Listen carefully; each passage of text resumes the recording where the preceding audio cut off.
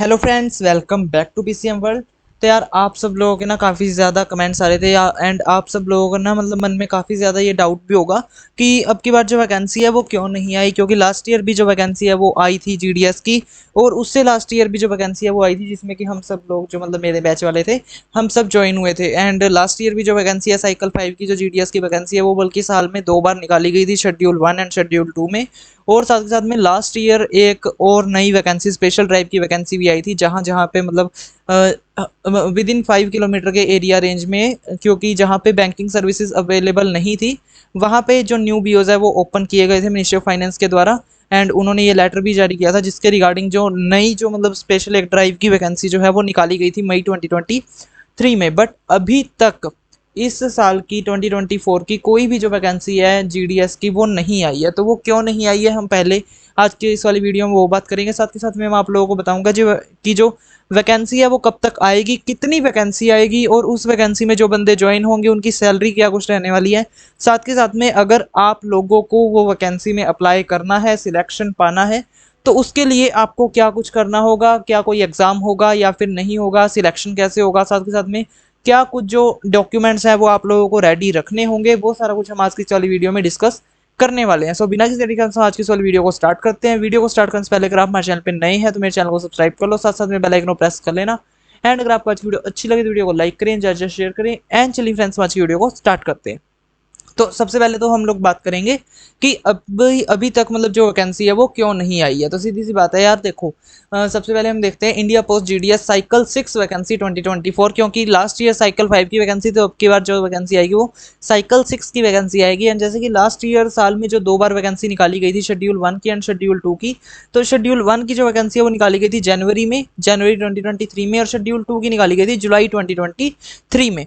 तो मतलब ये जो शेड्यूल 1 शेड्यूल 2, जैसे कि लास्ट ईयर 2 बार वैकेंसी निकली और अब की बार अभी जून हो गया है तो अभी तक एक भी वैकेंसी नहीं आई, जबकि अभी तक जो शेड्यूल 2 की वैकेंसी है वो भी आ जानी चाहिए थी। तो देखो सबसे पहले हम बात करते हैं भी क्यों नहीं आई वैकेंसी। तो अब की बार ना, जैसे कि ईयर का जब स्टार्टिंग में तो जो मतलब डायरेक्टर जनरल है पोस्टल सर्विसेज के या जो सेक्रेटरी हैं पोस्ट ऑफिस इंडिया पोस्ट के, उन्होंने सभी हेड ऑफ द सर्कल्स को एक लेटर भेजा था, क्योंकि लास्ट ईयर मतलब एक साल में 4 बार ट्रांसफर पोर्टल निकाले गए थे जीडीएस के लिए, कि अगर किसी जीडीएस को ट्रांसफर लेना है तो वो हर एक क्वार्टरली मतलब हर एक 3 महीने के बाद में जो ऑनलाइन ट्रांसपोर्ट है वो लॉन्च किया गया था। उसके बाद में 3 साइकिल की जो वैकेंसी है वो निकाली गई थी, शेड्यूल 1 शेड्यूल 2, एंड उसके बाद में एक स्पेशल ड्राइव की जो वैकेंसी है वो निकाली गई थी। उसके अलावा जो पोस्ट ऑफिस का जो काम है रेगुलरली काम, वो वैसे ही एज इट इज़ चल रहा था। उसके बाद में उन्होंने मतलब ना जो सा ऑनलाइन ट्रांसफर पोर्टल निकाला था वो लास्ट ईयर से ही लॉन्च किया था, इससे पहले कभी ऑनलाइन नहीं चलता था, सभी ऑफलाइन काम होता था। बट ऑनलाइन पोर्टल इन्होंने लास्ट ईयर ही निकाला था। उसके बाद में जैसे कि आप लोगों को पता होगा हमारी ऑनलाइन ट्रेनिंग्स भी होती हैं डाक कर्मयोगी पे, तो वो वाला काम भी हैंडल करना। साथ के साथ में जो मतलब ऑफिस वर्क रहता है डिविजनल ऑफिस को, जो हेड ऑफ द डिवीजन होते हैं, सुप्रीटेंडेंट्स होते हैं, उनको जो ऑफिस वर्क रहता है वो भी सारा करना डिवीजन ऑफिस में। बाकी जैसे मान लो कोई टारगेट्स वगैरह आए हुए हैं उनको भी फुलफिल करना, उनकी भी मॉनिटरिंग करना। तो इसके रिगार्डिंग उन्होंने सजेशंस या फिर हम कहें कि फीडबैक मांगा था जो उनसे मतलब सेक्रेटरी थे इंडिया पोस्ट के। उन्होंने सभी हेड ऑफ द सर्कल से कि आप आगे बात करो, अपने जो डिविजनल हेड्स हैं जो सुप्रीटेंडेंट्स हैं उनसे बात करो और उनके इस बारे में रिव्यू लो, सजेशन लो कि हमें क्या करना चाहिए। जैसे कि हमने लास्ट ईयर 4 बार ऑनलाइन ट्रांसफर पोर्टल लॉन्च किया, तो हमको वैसे ही एज इट इज़ रखना चाहिए या उसको कम करना चाहिए। तभी तो अब की बार जो ट्रांसफर पोर्टल है वो देखो, वैसे 2 बार ही आ जाना चाहिए था, एक थर्ड मतलब मार्च के महीने में और एक जून के महीने में, बट अब की बार सिर्फ एक ही बार जो ट्रांसफर पोर्टल है वो निकाला गया है, जो कि निकाला गया था अभी मई 2024 में। ठीक है, और अभी नेक्स्ट आने वाली डेज में कब ट्रांसफर पोर्टल आएगा इसके रिगार्डिंग भी कोई ऑफिशियल न्यूज़ अभी तक नहीं है। उसके बाद में जो वैकेंसी है, जैसे कि वैकेंसी पिछली बार 3 बार निकाली गई थी, तो उसके रिगार्डिंग पूछा गया कि हमको कितनी बार निकालनी चाहिए। तो इसीलिए ये जो सब सजेशंस वगैरह जो हेड ऑफ द सर्कल से लिए गए, क्योंकि उनका जो काम है वो ज़्यादा मैशअप हो जाता है। क्योंकि उनको देखो यार, वैकेंसी अगर अभी कोई नई साइकिल की वैकेंसी आएगी तो उसकी वैकेंसी भी उन्होंने मतलब डेटा अपलोड करना ऑनलाइन वेबसाइट के ऊपर। उसके बाद में जो ट्रांसफ़र वगैरह के लिए एप्लीकेशंस आई हुई हैं उनको भी एक्सेप्ट या रिजेक्ट करना, उनको अप्रूवल देना, वो सब उन्होंने देखना। उसके बाद में जो प्रमोशनल होते हैं मतलब डिपार्टमेंटल प्रमोशन के जो पेपर होते हैं, साथ के साथ में उनका जो एप्लीकेशन वगैरह फिलअप करके आगे रिकमेंडेशन देनी होती है, वो सब भी उन्होंने करना, टारगेट्स की मॉनिटरिंग करना। तो ये सब काम के कारण जो डिवीजन ऑफिस का काम है वो काफ़ी मैशअप हो रहा था, तो इसलिए ये जो सजेशंस वगैरह है वो लिए गए। एंड इस सजेशन में जो मतलब सजेशंस जो हैं वो दिए गए हेड ऑफ द सर्कल से कि साल में एक ही बार जो वैकेंसी है वो निकाली जाए और साल में 2 बार जो वैकेंसी है वो ना निकाली जाए। तभी अब की बार जो वैकेंसी है वो सिर्फ साल में एक ही बार निकलेगी और अभी तक जो वैकेंसी है वो नहीं आई है। उसके बाद में अगर हम बात करें ऑनलाइन ट्रांसफर पोर्टल की, तो ऑनलाइन ट्रांसफर पोर्टल की अभी ऑफिशियल इन्फॉर्मेशन नहीं है कि वो एक बार आएगा साल में या 2 बार आएगा। बट मे बी अगर मैं अपने ख्याल से कहूँ, अगर मैं अपने मतलब मेरे मतलब कि मुझे क्या लगता है, मेरे हिसाब से अगर मैं आप लोगों को बताऊं तो मे बी एक ही बार जो ट्रांसफर पोर्टल है वो लॉन्च किया जाएगा और जो कि मई 2023 में लॉन्च हो चुका है। ठीक है, उसके बाद में अभी जो ट्रांसफर पोर्टल आएगा वो सीधा नेक्स्ट ईयर ही आएगा और मुझे नहीं लगता कि अब की बार दोबारा कोई जो ट्रांसफर पोर्टल है वो लॉन्च किया जाएगा। उसके बाद में अभी एक थोड़ा सा बात कर लेते हैं कि जैसे कि मैंने आपको लास्ट अपनी वीडियोस में बताया था कि जून या जुलाई के अंदर अंदर या फिर मई या जून तक जो वैकेंसी है वो आ जाएगी। तो अभी तक जो वैकेंसी जून के महीने में क्यों नहीं आई? एक तो देखो वोटिंग के कारण नहीं आई, क्योंकि वोट्स चल रहे थे, आप लोगों को पता है इलेक्शन चल रहे थे ऑल ओवर इंडिया में, तो अभी तक जो कोई भी न्यू वैकेंसी जो है वो नहीं निकाली गई थी। बट अभी जो वोट्स हैं, जो इलेक्शन हैं, वो ओवर हो गए हैं। तो अभी जो मतलब ट्रांसफर की ये मतलब ये जो अभी वैकेंसी है वो कब निकाली जाएगी साइकिल 6 की, उसके बारे में थोड़ी बात कर लेते हैं कि रिलीविंग ऑफ ट्रांसफर्ड एम्प्लॉयज, जो जीडीएस एम्प्लॉयज अभी उन्होंने अपना ट्रांसफर लिया है, उनकी जो रिलीविंग होगी वो होगी 22 जून को। एंड उसके बाद में ही जो ये वैकेंसीज है वो उसका जो डेटा है वो फिलअप किया जाएगा। उसके बाद में जो ये मतलब वैकेंसी है वो आएगी, सीधी सी बात है। उसके बाद में जो अपडेशन ऑफ वैकेंसी होगी कि जिन्होंने मतलब जिनका ट्रांसफर अप्रूव हो गया और जो जो अपनी नई जगह पे ज्वाइन कर चुके हैं, उसके बाद में वो देखेंगे कि हमारे डिवीजन के अंदर कितनी वैकेंसी अभी वैकेंट पोस्ट है। एंड उसके बाद में जो ये वैकेंसी है वो अपडेट की जाएगी इंडिया पोस्ट की वेबसाइट के ऊपर उनके मतलब डिविजनल हेड्स के द्वारा।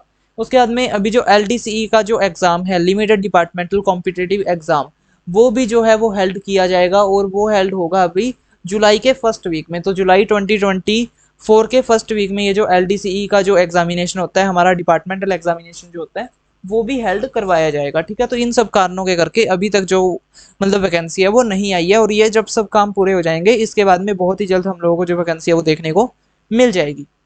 उसके बाद में अगर हम बात करें वैकेंसी कब तक आएगी, तो सीधी सी बात है, आप यहाँ पे देख सकते हो वैकेंसी डेट जो है वो जून 2024 से लेके जुलाई 2024 तक की जो है अप्रोक्सीमेट बताई जा रही है। ये मतलब कोई ऑफिशियल डेट अभी तक कोई किसी भी वेबसाइट के ऊपर नहीं आई है, बट मेरे अप्रोक्सीमेशन से जो मुझे लगता है, मेरी प्रेडिक्शन से मैं आप लोगों के साथ शेयर कर रहा हूँ कि ये जो वैकेंसी है वो कब तक आनी चाहिए। देखो हम प्रेडिक्ट क्या कर सकते हैं, जो हम जिसके बारे में हमको पता हो। अभी देखो जैसे कि मुझे पता है कि अभी तक जो वैकेंसी है वो क्यों नहीं आई है, तो ये सब जो रीजंस होते हैं कि ट्रांसफर वगैरह जो रिलीविंग है, क्योंकि वो भी सब डिविजनल हेड्स के अंदर ही काम होता है।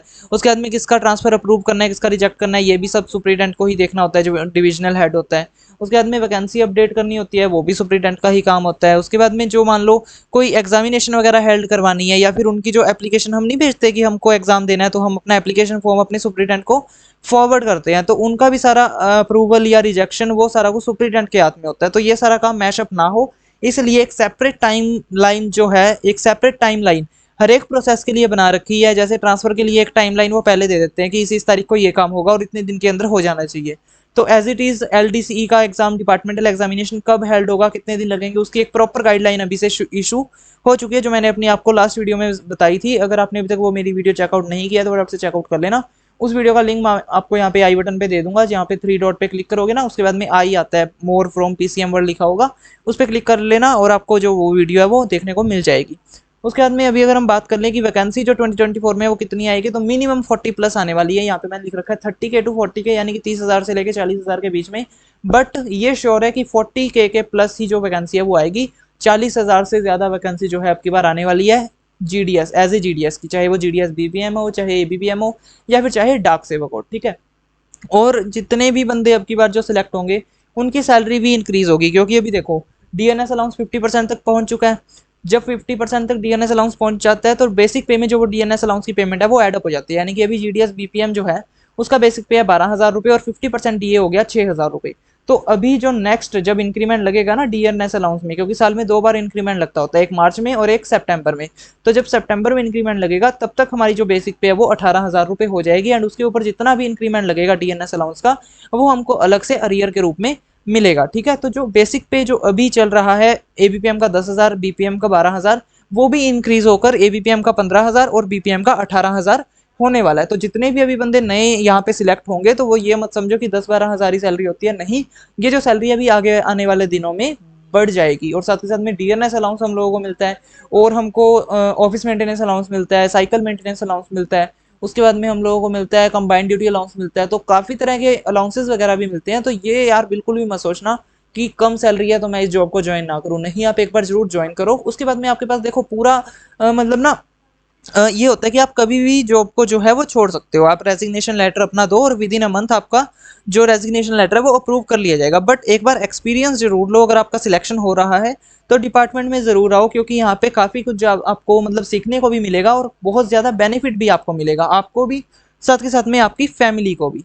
ठीक है, तो ये होगी सैलरी की बात। उसके बाद में अभी थोड़ा सा मैं आपको बता दूं कि कट ऑफ कितने परसेंट तक जाता है। अगर हम लास्ट ईयर की बात करें तो कट ऑफ जाता है 98 99 तक, क्योंकि कोरोना वाले बच्चे भी बीच में शामिल होते हैं। बट उसके बाद में बीच में जब उनका डॉक्यूमेंट वेरिफिकेशन वगैरह होता है तो कई डॉक्यूमेंट वेरिफिकेशन में फेल हो जाते हैं, तो वो दोबारा लिस्ट जनरेट होती है। यानी कि अगर आप मान के चलो अगर आपके 80% या 85% से ऊपर मार्क्स हैं 10th क्लास में, तो आप जरूर से अपना एप्लीकेशन फॉर्म फिलअप करो। नॉमिनल से चार्जेस होते हैं, सिर्फ 100 रुपये आपकी फीस लगती है ओनली फॉर मेल कैंडिडेट्स, और वो भी जो जर्नल या ईडब्ल्यूएस है। ठीक है, उसके बाद में जो ओबीसी है, एससी है, एसटी है, उनको फ्री होता है। फीमेल कैंडिडेट्स को पूरा फ्री होता है, फिर चाहे वो कोई भी कास्ट की हो। उसके बाद में अगर हम बात करें थोड़ी सी वैकेंसी की तो हो गई, उसके बाद में सैलरी की भी बात हो गई। अभी बात कर लेते हैं सिलेक्शन प्रोसीजर क्या रहता है। तो सिलेक्शन प्रोसीजर बेस्ड ऑन आपका 10th में आपको कितने परसेंट आए हैं, पूरा उसके ही ऊपर रहता है। अगर आपके 10th में ज़्यादा परसेंटेज है तो ज़्यादा चांसेस है कि आप सिलेक्ट हो जाओ, अगर कम है तो कम चांसेस है कि आप सिलेक्ट हो जाओ। ठीक है, तो मतलब आपको कोई एग्जाम वगैरह नहीं देना, आपके 10th के ही बेसिस के ऊपर, 10th के नंबर्स के ही बेसिस के ऊपर आपका यहाँ पे जो सिलेक्शन है वो किया जाएगा। ठीक है, उसके बाद में आपको क्या कुछ डॉक्यूमेंट्स अभी अपने रेडी रखने चाहिए। तो अभी वैकेंसी नहीं आई है बट किसी भी टाइम वैकेंसी आ सकती है, तो आप अपने सारे डॉक्यूमेंट जो है वो रेडी रखो। जैसे आपका 10th की मार्कशीट हो गई, 10th की मैट्रिकुलेशन सर्टिफिकेट हो गया, डीएमसी हो गई अपने 10th क्लास की, उसके बाद में बर्थ सर्टिफिकेट आपका, आधार कार्ड आप बनवा कर रखो अपना, बिल्कुल अप टू डेट रखो, मतलब उसमें कोई दिक्कत परेशानी नहीं होनी चाहिए। उसके बाद में अगर मतलब पैन कार्ड नहीं बना हुआ है तो फटाफट से पैन कार्ड अप्लाई कर देना, आपका पैन कार्ड बनवा कर रखो आप। उसके बाद में आपका जो कास्ट सर्टिफिकेट होता है वो आप बिल्कुल अप टू डेट रखो, और सेंटर के जो मतलब सेंट्रल का फॉर्मेट होता है ना, सेंट्रल गवर्नमेंट का फॉर्मेट होता है, अभी आपका बना होगा जैसे स्टेट गवर्नमेंट वाला फॉर्मेट में, तो नहीं, वो एक सेंट्रल गवर्नमेंट वाले मेथड में भी बनता है, फॉर्मेट में भी बनता है। तो अपना सेंट्रल गवर्नमेंट वाले फॉर्मेट में बनवा के रखो अपना कास्ट सर्टिफिकेट, अगर आपका कास्ट सर्टिफिकेट है तो। बाकी जो जर्नल्स होते हैं उनका कास्ट सर्टिफिकेट नहीं होता, बाकी जो अदर कैटेगरीज होती है उन सबका कास्ट सर्टिफिकेट बनता है। तो आप अपना कास्ट सर्टिफिकेट भी जरूर से अपना सेंटर के फॉर्मेट में ही बनवा के रखो, और ये जरूर देख लेना कि वो वैलिड है या नहीं, क्योंकि काफ़ी टाइम पता है क्या होता है, लोग सोचते हैं कि मेरा सर्टिफिकेट बना हुआ है चल जाएगा, but at the time of document verification आपका जो वो सर्टिफिकेट होता है वो वैलिड नहीं होता। ठीक है, तो उसकी ना कुछ मतलब एक वैलिडिटी होती है कि वो 1 साल तक वैलिड रहेगा या 3 साल तक वैलिड रहेगा, तो वो आप जरूर से देख लेना कि उसकी वैलिडिटी तो नहीं एक्सपायर हो चुकी। क्योंकि अगर वो मतलब आपके इनमें से कुछ भी डॉक्यूमेंट वगैरह अगर सही नहीं होते हैं, या फिर अगर आपके गलत होते हैं, आप अपने सिलेक्शन के बाद में उनको ठीक करवाते हो, तो यार आपकी ना ज्वाइनिंग को बहुत टाइम लग जाएगा और आप बहुत ज़्यादा लेट ज्वाइन होगे। और कभी कभी तो ऐसे होता है जैसे अगर ज़्यादा टाइम लग जाता है, या मान लो मतलब 1.5 या 2 महीने से ऊपर लग जाता है, तो ज्वाइनिंग भी नहीं देते हैं। ठीक है, तो अपने सारे डॉक्यूमेंट्स वगैरह रेडी रखो। अभी वैकेंसी नहीं आई है बट बहुत जल्दी आ जाएगी, तो जितने भी मैंने अभी आपको डॉक्यूमेंट्स बताए हैं वो सब अप टू डेट रखो एंड रेडी रखो। जब भी वैकेंसी आए फटाफट से अपना फॉर्म फिलअप करके, और साथ के साथ में जब आपका सिलेक्शन हो जाए आपको जल्दी से जल्दी ज्वाइनिंग मिल जाएगी। तो बाकी वीडियो को फ्रेंड्स हम लोग आज इतना ही रखते हैं। अगर आपको आज की वीडियो अच्छी लगी तो वीडियो को लाइक करें, ज़्यादा शेयर करें, एंड अगर आपने अभी तक मेरे चैनल को सब्सक्राइब नहीं किया है तो फटाफट से मेरे चैनल को सब्सक्राइब कर लो, साथ साथ में बेल आइकन को प्रेस कर लेना। मैं आप लोगों से मिलता हूँ नेक्स्ट वीडियो में। Thanks for watching.